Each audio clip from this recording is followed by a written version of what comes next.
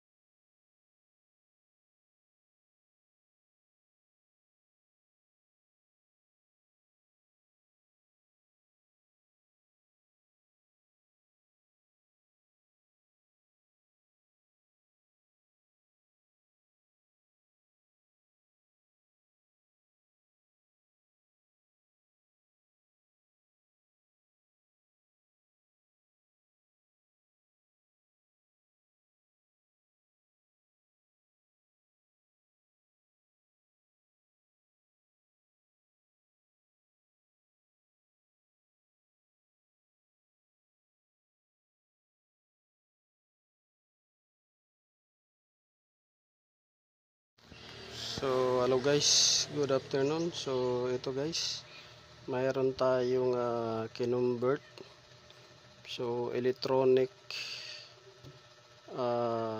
IC regulator, kinonvert natin sa mechanical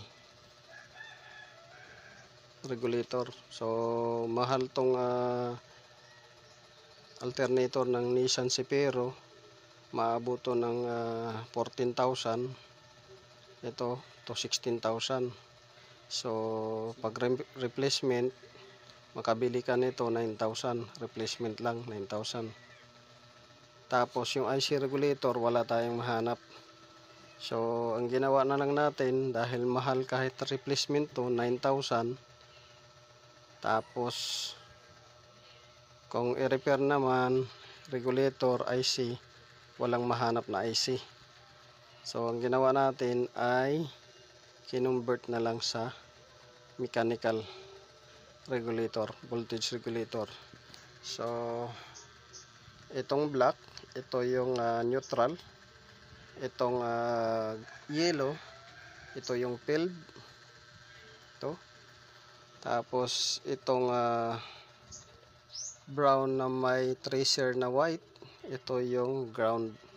So yan. So ito yung ignition, ito yung sa ignition, ito yung sa pilot light, at ito yung body ground.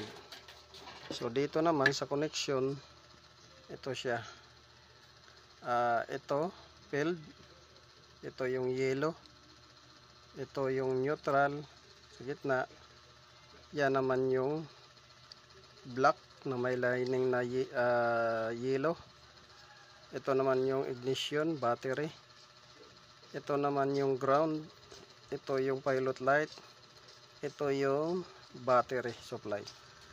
So yan, kakabit na lang yan doon sa may-ari. So medyo nahirapan tayo maghanap nito at saka IC, kaya ngayon lang natin na desisyonan na i-convert. So yan, ready na pagkabit.